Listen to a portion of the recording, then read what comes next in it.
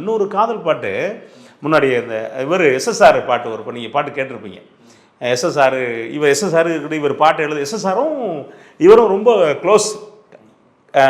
பட்டுக்கோட்டையாரம் பாட்டு கொடு அப்படின்ட்டு தரையா போயா அப்படின்னா அவர் ரெண்டு பேருமே இவர் திராவிட இயக்கத்துல பிடிப்பானவர், அவருக்கு ஆமா ரெண்டு பேருமே நாத்திகர்கள். அந்த அடிப்படையில் குடியா அப்படின்னு இரியா அவன் பாட்டு கொடுக்கல, நான் பக்கத்துலேயே உட்காந்துருப்பேனா நீ பார்த்து எழுதி கொடுத்துருவேன் அப்படின்னு ஒரு பல்லை வந்துருச்சு. உடனே பக்கத்திலே இருப்பேன் நான் பார்த்து ரசிப்பேன், பக்கத்தில் ரசிப்பேன் நீ விவரம் தெரிஞ்சு சிரிப்பேன் அப்படி இப்படி போகும் இந்த பாட்டு.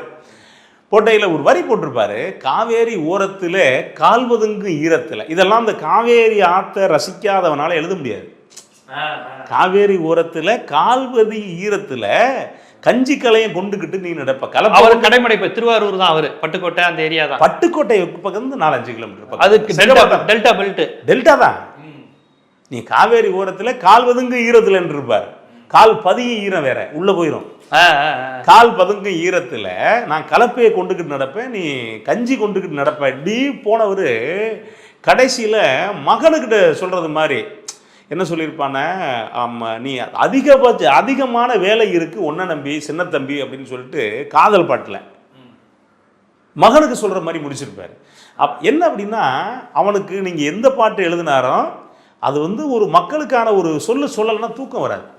நம்ம இப்படி எழுதாம விட்டுட்டோமே நம்ம அப்படிங்கிறது தூக்கம் வராது. நீங்க